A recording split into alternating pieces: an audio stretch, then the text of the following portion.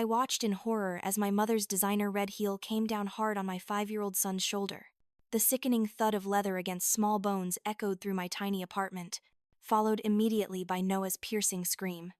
Time seemed to freeze as I saw my baby boy crumple to the floor, his Lego castle scattering across the hardwood, his face contorted in pain and confusion. My mother, Eleanor Brooks, stood over him with that same cold smile I'd seen countless times throughout my childhood, the one that said she was completely justified in whatever violence she'd just committed. That was the moment everything changed. That was the moment I finally said enough. But before I tell you how I made her pay for every single moment of abuse, every manipulation, every cruel word, if you're someone who's ever felt trapped in a toxic relationship, who's ever wondered if you'll ever be free, hit that like button and subscribe because this story is for you. Drop a comment below about your own experiences because I promise you, you're not alone. Now, let me take you back to where it all began. I grew up believing that love was supposed to hurt. My mother, Eleanor, there was the kind of woman who commanded every room she entered. Tall, impeccably dressed in designer clothes, her jewelry always perfectly coordinated, her hair never out of place. To the outside world, she was a pillar of the community, a dedicated volunteer at the local charity center, a woman who spoke eloquently about family values and the importance of discipline. Behind closed doors, she was something else entirely. My earliest memories are of walking on eggshells, trying desperately to anticipate her moods, to avoid the inevitable explosion that would come from some minor infraction I couldn't have predicted. A glass of juice spilled on the expensive rug meant hours of verbal abuse, being called clumsy, stupid, worthless. AB on a report card meant being locked in my room without dinner. Listening to her tell anyone who would listen that I was lazy and ungrateful. And when words weren't enough, there were other methods. A slap across the face for talking back, which she defined as any response that wasn't immediate agreement. Being grabbed roughly by the arm, hard enough to leave bruises that I learned to hide under long sleeves. Even in summer, the worst part wasn't the physical pain. It was the way she'd twist everything afterward, making me believe I deserved it. If you weren't so difficult, I wouldn't have to discipline you, she'd say, smoothing down her perfectly pressed blouse as if nothing had happened. I'm doing this because I love you. Because someone has to teach you how to behave in this world. And I believed her. For years, I believed her. I spent my childhood trying to earn her approval, trying to be perfect enough that she'd finally be proud of me. I got straight A's. I volunteered at the same charity where she did. I wore the clothes she picked out. I dated the boys she approved of. Nothing was ever enough. There was always something wrong with me, something that needed fixing. Some new way I'd disappointed her. When I met David at 23, I thought I'd finally found my escape. He was kind, gentle, everything my mother wasn't. But Eleanor saw him as competition for my attention and my resources. She called him weak, said he'd never amount to anything, questioned why I'd waste my time on someone so beneath our family standards. When I got pregnant with Noah, a year into our marriage, she was furious. You're throwing your life away for a man who can barely support himself. She spat at me during one of her uninvited visits to our apartment. You're going to end up poor and miserable. And don't come crying to me when you do. David died in a car accident when Noah was 2 years old. I was devastated, barely able to function through the grief. Eleanor swooped in immediately, not to comfort me, but to remind me that she'd been right all along. I told you he wasn't stable enough, wasn't careful enough, she said at his funeral, her voice dripping with false sympathy. Now look where you are. A widow with a child and no prospects. She offered to let us move in with her, an offer that felt more like a threat than genuine help. I declined, determined to maintain whatever independence I had left. For the next 3 years, I worked 2 jobs to keep our tiny apartment, to give Noah a stable home, to prove to myself and to her that I could survive without her control. But Eleanor never stopped trying to reassert her dominance over my life. She'd show up unannounced, criticizing everything from my furniture choices to my parenting style. She'd call at all hours, demanding to know where I was, who I was with, what I was doing with my son. She insisted on being called Grandma Eleanor. Never just Grandma. because even that small familiarity had to come with her name attached. Noah. Sweet, innocent Noah. Didn't understand the tension. He was 5 years old. Obsessed with Lego and dinosaurs. Completely unaware of the battle being waged over his little life. He'd call her hi sometimes when she'd walk in. A casual greeting that any normal grandmother would find endearing. Eleanor found it disrespectful. That child needs to learn proper manners. She'd tell me, her lips pressed into a thin line of disapproval. You're raising him to be just like his father. Weak and lacking in discipline. I'd spent my whole life bending to her will. But when it came to Noah, something in me started to shift. I didn't want him growing up the way I had. Constantly afraid. Constantly trying to be perfect. Never feeling good enough. I started pushing back in small ways. Defending his childish behaviors. Refusing to punish him for things that were completely normal for a 5-year-old. This made Eleanor furious. Then came that Friday afternoon in late September. The air had just started to turn crisp. That perfect autumn weather that makes you want to open all the windows and let the fresh air in. I was in the kitchen making Noah's favorite snack. Apple slices with peanut butter. While he played with his Legos in the living room, I heard the key turning in the lock before I realized what was happening. I'd forgotten that I'd given Eleanor a spare key years ago. Before I understood that it would become a weapon she'd use against me. She swept into my apartment like a storm cloud, carrying an expensive handbag that probably cost more than my monthly rent. Her eyes scanned the room with that familiar look of disdain, taking in my secondhand furniture, the toys scattered on the floor, the lived-in comfort that I'd worked so hard to create for my son. Sarah, she said, not even bothering with a greeting. We need to talk about this child's upbringing. I felt my stomach drop. Mom, this isn't a good time. Noah's playing, and I'm making him a snack. This is exactly a good time. She snapped, setting her bag down on my coffee table with more force than necessary. That's precisely the problem. You coddle him. You let him do whatever he wants. And look at this mess. This is not how you raise a respectful child. I tried to keep my voice calm. Tried to use the de-escalation techniques I'd learned from years of therapy. He's 5 years old. Mom, he's just playing. Kids make messes. That's normal. Her face darkened. Don't you dare tell me what's normal. I raised you. Didn't I? And despite your many failures, at least you knew how to show respect to your elders. She turned to Noah, who had looked up from his Legos, sensing the tension in the room. You. Come here. Noah glanced at me. Uncertain. I gave him a small nod. And he slowly got up and walked over to where Eleanor stood, his small hands fidgeting with the Lego brick he'd been holding. Yes. Grandma, he said quietly. Yes. Grandma, what Eleanor demanded. Her voice sharp. Noah looked confused. Yes. Grandma Eleanor. That's better. Now, your mother tells me you've been calling me. Hi. Is that true? Noah's eyes widened. I just said hi when you came in last time. Like hello. I am not someone you greet casually like a playmate, Eleanor said, her voice ice cold. I am your grandmother, and you will address me properly. Do you understand? Yes. Grandma Eleanor, Noah whispered, and I could see his lips starting to tremble. That should have been the end of it.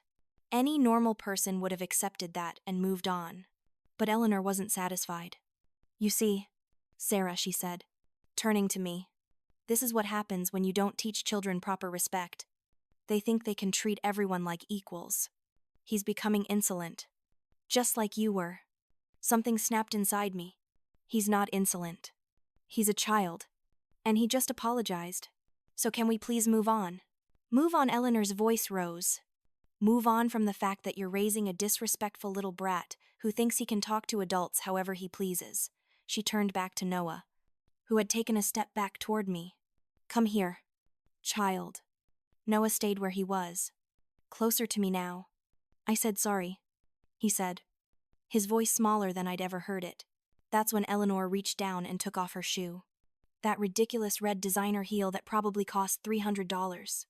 I saw it happening but couldn't process it fast enough to stop it. She swung it at Noah.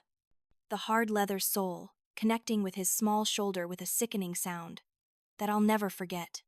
Noah went down hard, hitting the floor, and his screams filled the apartment, filled my entire world.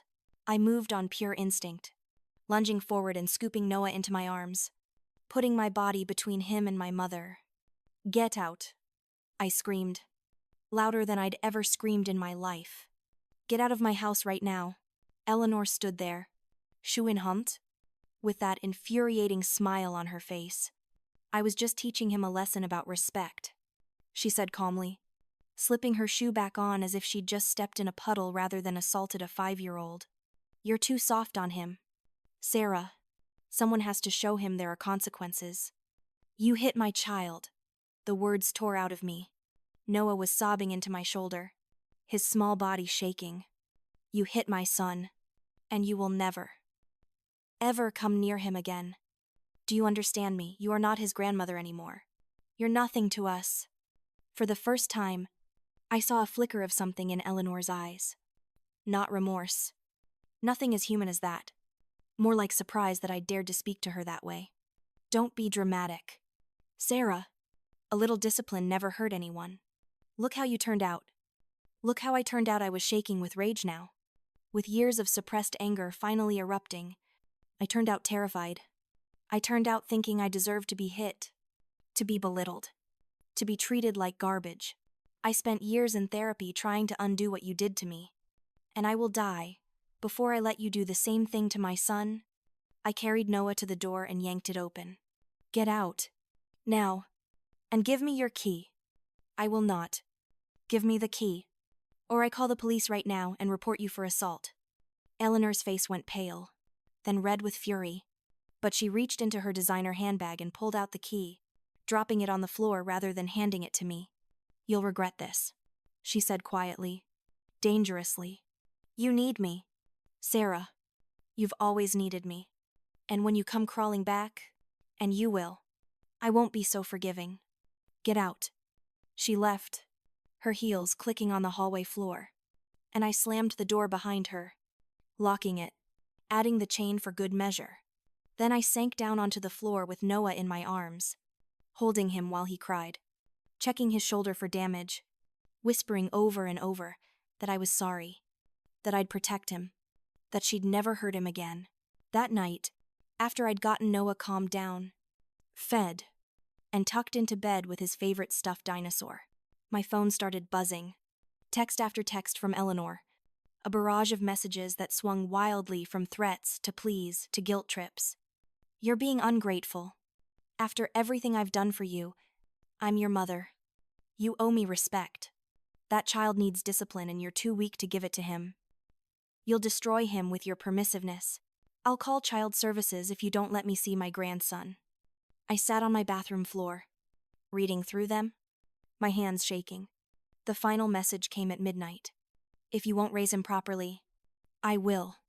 I'll go to his school. I'll tell them what kind of mother you really are. You can't keep me away from him. I have rights." That was when I knew this wasn't over. Eleanor didn't make empty threats. I blocked her number, but I couldn't block the fear that had settled deep in my chest. I checked on Noah 3 times that night, watching him sleep, seeing the small bruise already forming on his shoulder, and made myself a promise. I would do whatever it took to keep him safe. The next few days passed in a haze of anxiety. Every time the doorbell rang, I jumped. Every time my phone buzzed, my heart raced. I called the school and explicitly told them that under no circumstances was Eleanor Brooks to pick up Noah or have any contact with him. The secretary sounded confused but agreed to make a note in the system. I thought that would be enough. I was wrong. The following Friday, I was at my afternoon job at the bookstore when my phone rang. It was the school. "Ms. Johnson. This is Principal Martinez. I'm calling about Noah." My heart stopped. "What happened? Is he okay?" "He's fine," she assured me quickly. "But there's been a situation. Mrs. Eleanor Brooks came to pick him up this afternoon, saying you'd called her to get him early for a doctor's appointment. Our secretary. Unfortunately, the regular one is out this week, and the substitute didn't see the note you'd left. Released Noah to her." The world tilted. "What? No. I never." She's not supposed to. Where is he? Where's my son? I'm so sorry. Miss Johnson, this is entirely our fault. Do you know where Mrs. Brooks might have taken him? I knew exactly where. I hung up, grabbed my purse, and ran out of the bookstore, ignoring my manager's calls behind me. The drive to Eleanor's house took 20 minutes. 20 minutes during which my mind conjured up every horrible possibility. What was she doing to him? What was she saying? Was she hurting him? Eleanor's house was in the nicest neighborhood in town. A sprawling 2-story colonial with perfectly manicured lawns and a circular driveway.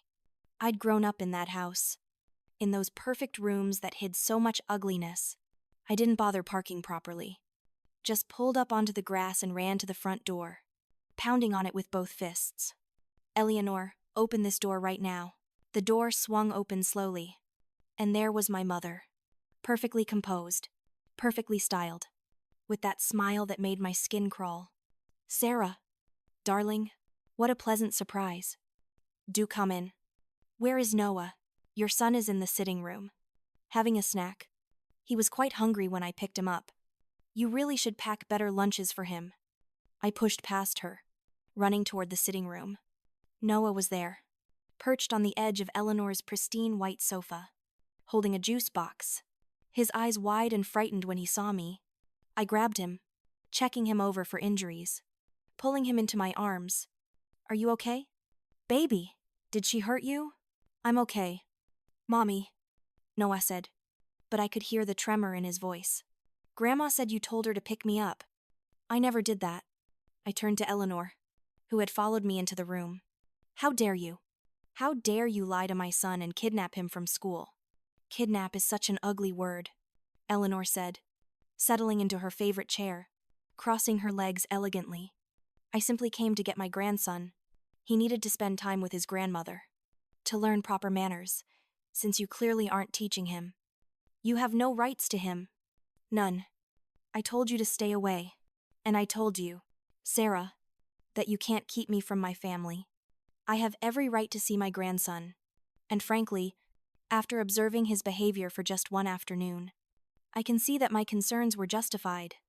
He doesn't know how to sit properly, doesn't address adults with respect, and his table manners are atrocious.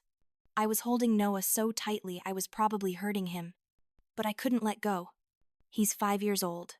He's perfect exactly as he is. He's becoming a product of your negligence, Eleanor countered. Just like you were. Do you remember how many times I had to correct you? How many lessons you needed before you understood basic respect? You mean how many times you hit me? How many times you made me feel worthless? I gave you structure. I gave you discipline. And despite your current circumstances, at least you're not a complete failure. She smiled at Noah. Don't worry, sweetheart. Grandmother will help your mother raise you properly. That's when something in me shifted. I'd spent my entire life being afraid of this woman, letting her control me, believing that maybe she was right and I was wrong. But looking at Noah's scared face, at the way he clutched my shirt, I realized that I had a choice. I could continue to be her victim, or I could fight back. Come on, Noah, I said, standing up. We're leaving. Eleanor moved to block the doorway. Not until you apologize. Apologize for what? For your disrespect. For daring to speak to your mother the way you did last week. For trying to keep my grandson from me. Her voice was steel wrapped in silk. Apologize. And perhaps I'll consider being lenient about this whole situation. I looked at her. Really looked at her. And for the first time in my life, I saw her clearly. Not as the powerful figure who had dominated my childhood, but as a cruel, manipulative woman who derives satisfaction from controlling others. From inflicting pain. No, I said simply. I won't apologize. You lost the right to be called my mother when you hit my child. You lost any claim to him or to me. Eleanor's face changed. A flash of genuine shock before the mask of composure returned. You'll regret this. The only thing I regret is not doing this 20 years ago. I walked past her, Noah in my arms, and she didn't try to stop me again. But as I reached the door, I heard her voice, cold and threatening. You can't escape me. Sarah, you never could. And that boy will suffer for your defiance. I didn't respond. I just kept walking, got Noah into the car, buckled him in, and drove away from that house. In my rearview mirror, I could see Eleanor standing in her doorway, watching us leave, and I knew this was far from over. That night, I couldn't sleep. I kept thinking about Eleanor's threats, about how she'd managed to get Noah from school despite my explicit instructions, about how powerless I felt against her. At 2 in the morning, I got up and went to the hall closet, pulling down a box I hadn't opened in years. Inside were the remnants of my childhood. Things I'd kept but never looked at because they were too painful. There were photographs of me at 8 years old with a swollen lip, the official story being that I'd fallen off my bike, medical records from the emergency room, injuries explained away as accidents, report cards with teacher notes expressing concern about my withdrawn behavior, old journals where I'd written about being scared, about wanting to be good enough, about wishing my mother would love me, and at the bottom, printed emails from Eleanor, messages she'd sent during my college years. You're wasting your potential. You'll never amount to anything with that attitude. Why can't you be more like friend's name? You're such a disappointment. I laid it all out on my kitchen table and took pictures of everything. Then I called Daniel, my best friend from college who'd become a lawyer. It was 3 in the morning, but he answered anyway, because that's the kind of friend he was. Sarah, what's wrong? I told him everything. The abuse in my childhood, the recent incidents, Eleanor's threats. I sent him the photos I'd just taken.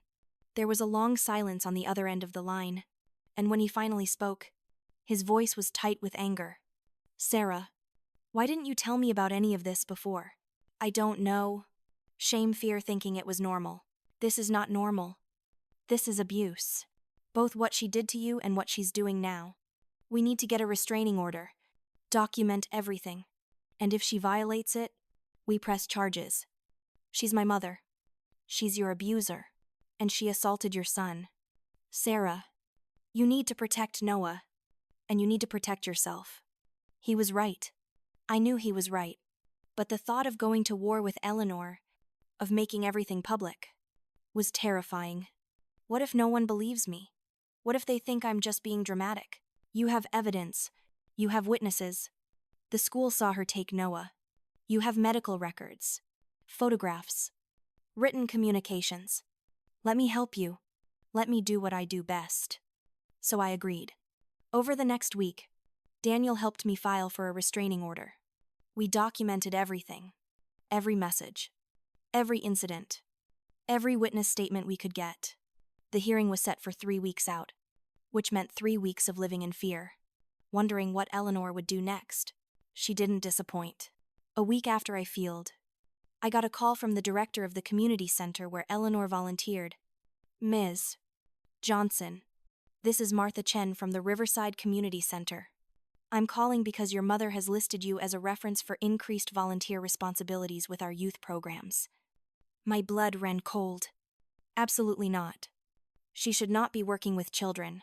Period. Oh, well, that's unexpected. She spoke so highly of her relationship with her grandson. She assaulted my 5-year-old son. There's currently a restraining order hearing pending. Please do not let her near children. There was a shocked silence. I had no idea. Thank you for telling me. We'll certainly take that into consideration. After I hung up, I stared at my phone. An idea forming. Eleanor's power came from her image, from the carefully constructed facade of being a respectable, caring community member. What if that facade crumbled? What if people saw who she really was? I spent the next few days putting together a package. Copies of the medical records, the photographs, the emails, the report cards. Everything that showed the pattern of abuse. I wrote a cover letter. Not emotional or accusatory. Just factual. This is who Eleanor Brooks really is. This is what she did to her daughter. This is what she did to her grandson. I'm sharing this not for revenge, but so that the community can make informed decisions about who they trust with their children and their charitable work. On a Tuesday afternoon, I drove to the community center during their board meeting. I walked in, politely asked to be added to the agenda. And when my turn came, I simply placed the folder on the table and said, "Before you give Eleanor Brooks any additional responsibilities, I thought you should see what kind of person you're dealing with." Then I left. The fallout was immediate. By that evening, I got a call from Martha Chen saying that Eleanor's volunteer status was being suspended, pending investigation. By the next day, I heard through mutual acquaintances that people were talking, whispering, pulling back from Eleanor. Her perfect image was cracking. Eleanor showed up at my door that night. I didn't open it, but I could hear her through the wood, her voice shaking with rage. "You've destroyed me. You've destroyed everything I've built. How could you do this to your own mother?" I spoke through the closed door, my voice steady. "You destroyed yourself. Mom, I just stopped protecting you from the consequences of your actions. Everyone thinks I'm a monster now. My friends won't return my calls. The charity has suspended me. You've made me a pariah." "No, I've made you accountable. There's a difference.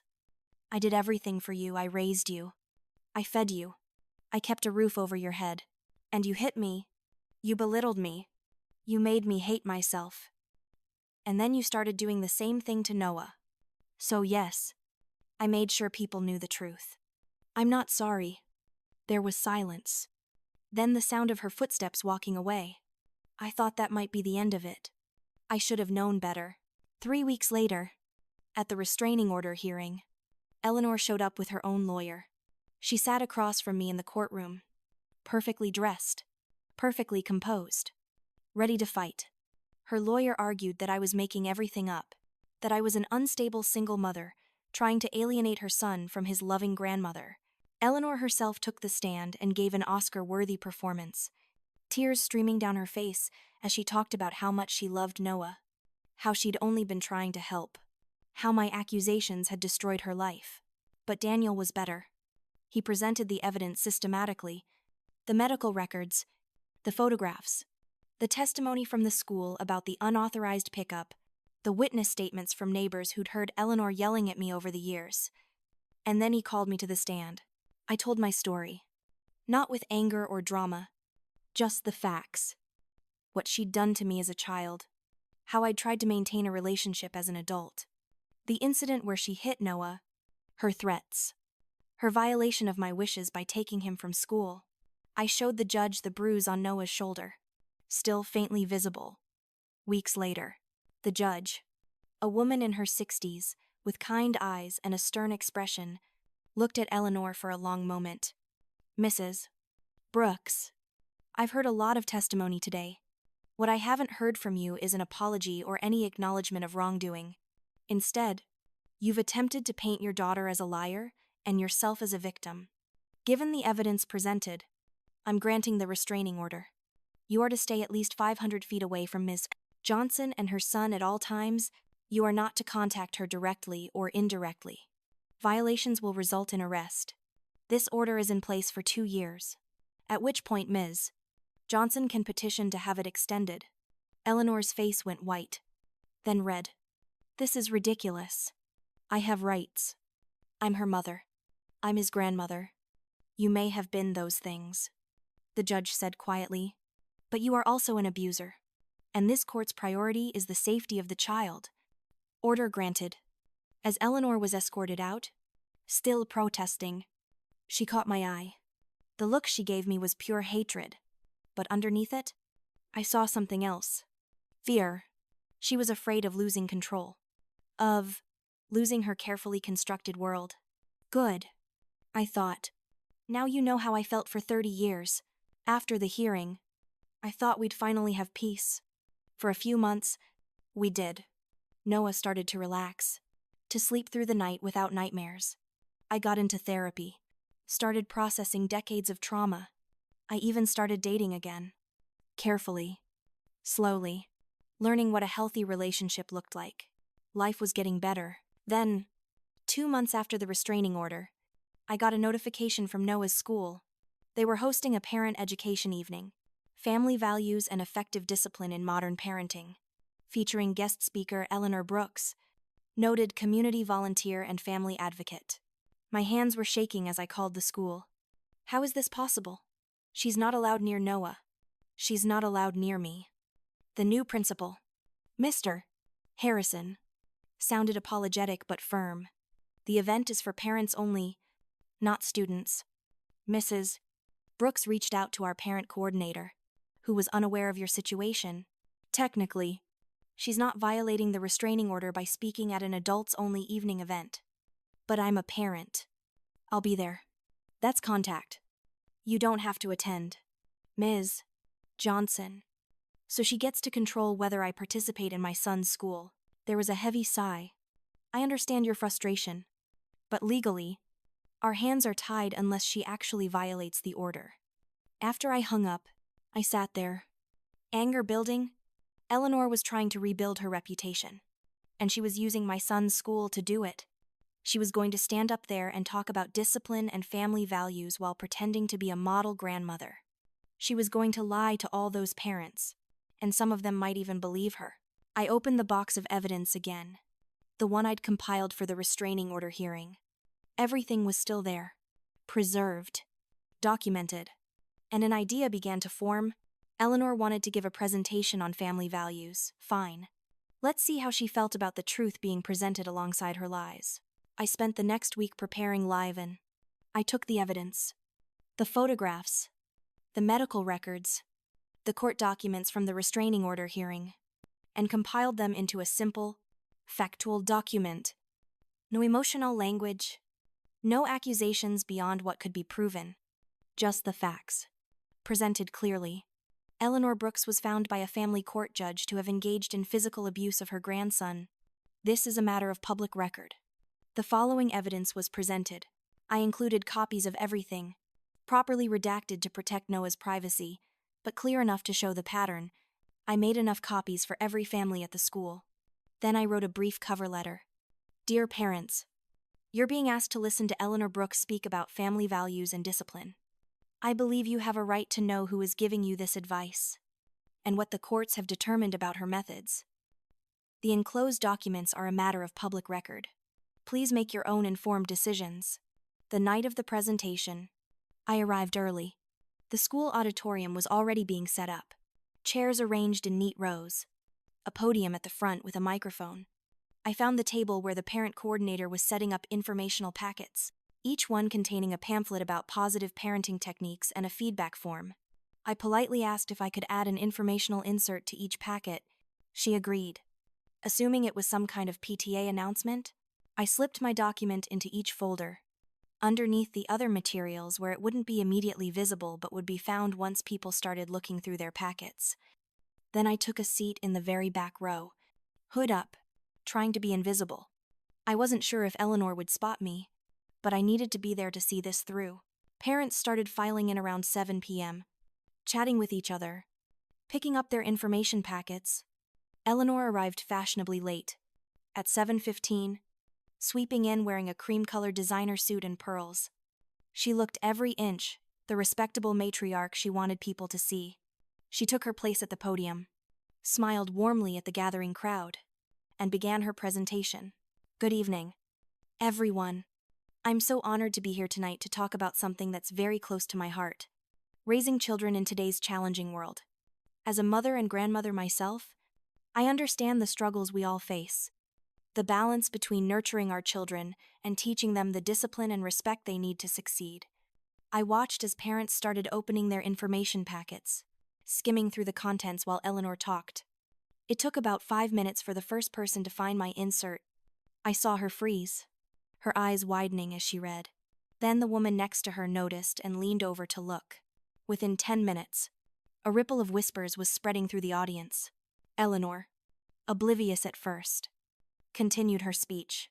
In my experience, children thrive when they understand boundaries and consequences.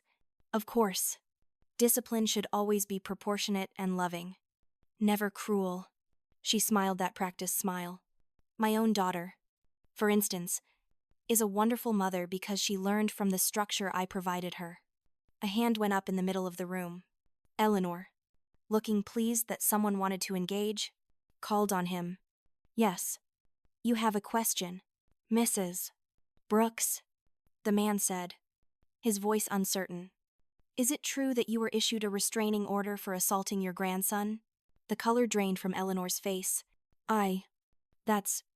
Who told you that? More hands went up. These documents say you were found by a judge to have engaged in child abuse. It says here there's evidence of a pattern of abuse going back decades. Why didn't the school tell us about this? Eleanor's eyes frantically scanned the room. And that's when she saw me in the back. Our eyes locked. Her face went through a series of expressions. Shock. Understanding. Fury. This is a slander, she said, her voice shaking. Those documents are taken out of context. My daughter. She's not well. She's always been troubled. And she's made up these horrible lies because I tried to help her with her son. These are court records, someone else said, holding up the documents. With a judge's signature. Are you saying the court was wrong? Principal Harrison had made his way to the front of the room. I think we need to pause here. Mrs. Brooks. Perhaps we should. I will not be silenced by lies. Eleanor's composure was completely shattered now, her voice rising to a shout. Yes, there was a misunderstanding with my grandson. But I was only trying to teach him proper behavior. My daughter has always been overly sensitive. Always making mountains out of molehills. I gave her everything. Everything. And this is how she repays me. The room was completely silent now. Everyone staring at Eleanor as she unraveled. She was a difficult child. Always needing correction. Never appreciating what I did for her, and now she's raising that boy to be the same way. Soft and disrespectful. Someone needed to step in. I was doing the right thing. Mrs. Brooks, Principal Harrison said firmly, I think you should leave. Leave because I dared to discipline a child who needed it, because I refused to let my daughter turn my grandson into a spoiled, entitled. You're admitting to hitting a 5-year-old child, one of the mothers said, standing up. You're standing there admitting it. And you're trying to tell us it was justified. Eleanor looked around the room, seeming to realize for the first time what she'd done. She'd confessed. Publicly.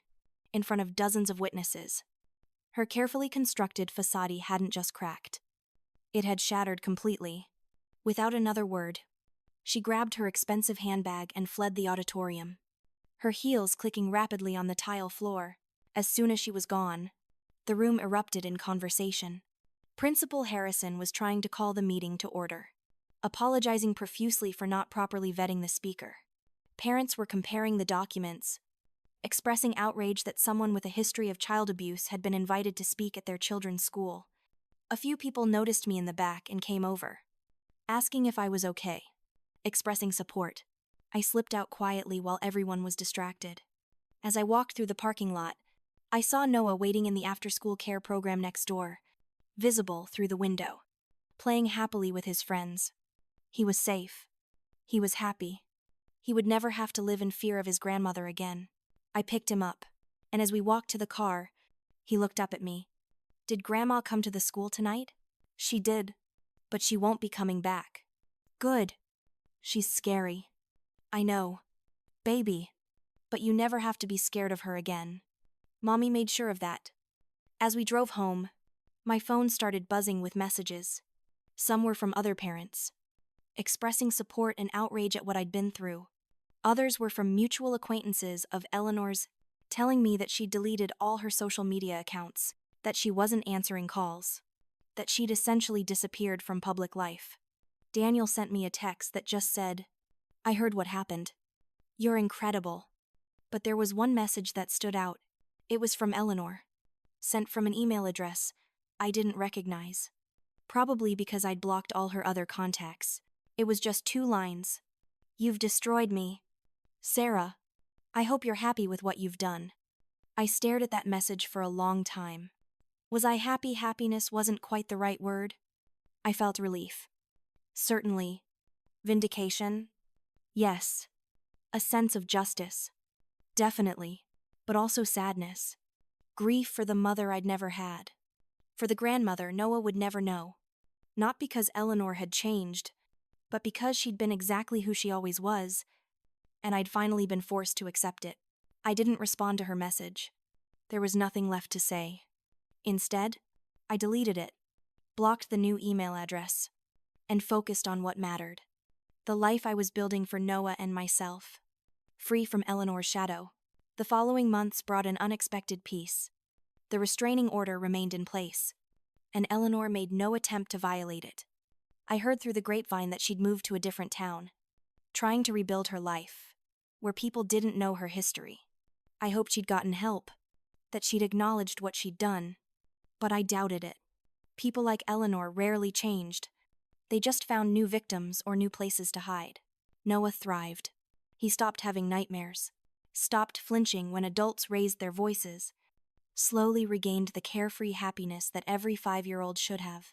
We went to therapy together, and he started to process what had happened with his grandmother in age-appropriate ways. His teachers noticed the difference, told me he seemed lighter, more confident. As for me, I was learning what it meant to be free. Free from the constant fear of Eleanor's judgment, free from the endless cycle of trying to earn her approval, free from the belief that I somehow deserved the way she'd treated me. It wasn't easy. Years of conditioning don't disappear overnight. But with therapy, with support from friends like Daniel, with the motivation of protecting Noah, I was getting there. I also learned that cutting off a toxic parent, even one as clearly abusive as Eleanor, brought its own kind of grief. I mourned the mother I'd never had, the childhood I'd lost, the grandmother Noah deserved, but would never know. But I also celebrated the strength it took to break that cycle, to say enough was enough, to protect my son from experiencing what I'd experienced. A year after the incident at the school, I was in line at a coffee shop when I saw her. Eleanor, looking older somehow, her hair not quite as perfectly styled, her clothes less designer, more ordinary. She was sitting alone in a corner, staring at her phone, and for a moment, she looked almost pathetic. Then she looked up and saw me. Our eyes met across the room, and I saw a flash of something in her expression. Not kite remorse, but maybe a shadow of recognition that things could have been different if she'd made different choices. I could have left. I could have turned around and walked out. But something made me stay. Made me walk over to her table. Hello? Eleanor. She flinched at my use of her first name instead of Mom. Sarah. How have you been? How do you think I've been? Her voice was bitter. You destroyed my life. No, I said quietly. You did that yourself. I just stopped covering for you. Is there a point to this conversation? I thought about that. Was there? What did I want from this encounter? An apology I'd never get, understanding she wasn't capable of. I guess I just wanted you to know that we're okay. Noah is okay. He's happy. He's healthy. And he's growing up without fear. That's all I ever wanted for him. You've turned him against me. I protected him from you. There's a difference. Eleanor looked away, her jaw tight. I did the best I could. I raised you. I kept food on the table. Clothes on your back. You hit me. You terrorized me. You made me believe I was worthless. That's not love. Eleanor, that's abuse. Your generation is so soft. Everything is abuse now. In my day, we called it discipline. And there it was. The confirmation I'd needed.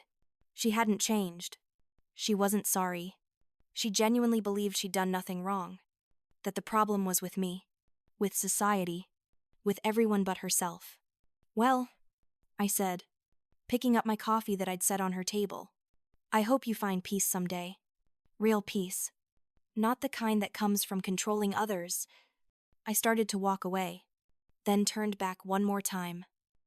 And Eleanor, if you ever try to contact Noah again, if you ever try to rebuild your reputation at his expense, I won't be as kind as I was last time. The evidence I have isn't going anywhere. Remember that. I left her sitting there and walked out into the bright sunlight, feeling lighter than I had in years. That was the last time I saw her. Now, 2 years later, Noah is 7, thriving in 2nd grade, full of energy and joy. He barely remembers Eleanor, which is both sad and a blessing. When he asks about his grandmother, I tell him the truth in age-appropriate ways. That she had problems she never dealt with, that she hurt people, and that sometimes the most loving thing you can do is keep yourself and the people you love safe from someone, even if they're family. I've built a life I never dreamed possible during those dark years under Eleanor's control. I have a good job. Close friends. A tiny apartment that's truly ours, filled with Noah's artwork and laughter. I'm even dating someone. A kind, gentle man who Noah adores, who treats us both with the respect Eleanor never gave us. Sometimes people ask me if I regret cutting my mother off, if I feel guilty about it. The answer is complicated. I regret that it was necessary. I regret that Eleanor was incapable of being the mother and grandmother we needed. I regret the loss of what could have been, if she'd been different. But I don't regret the decision itself. I don't regret protecting my son.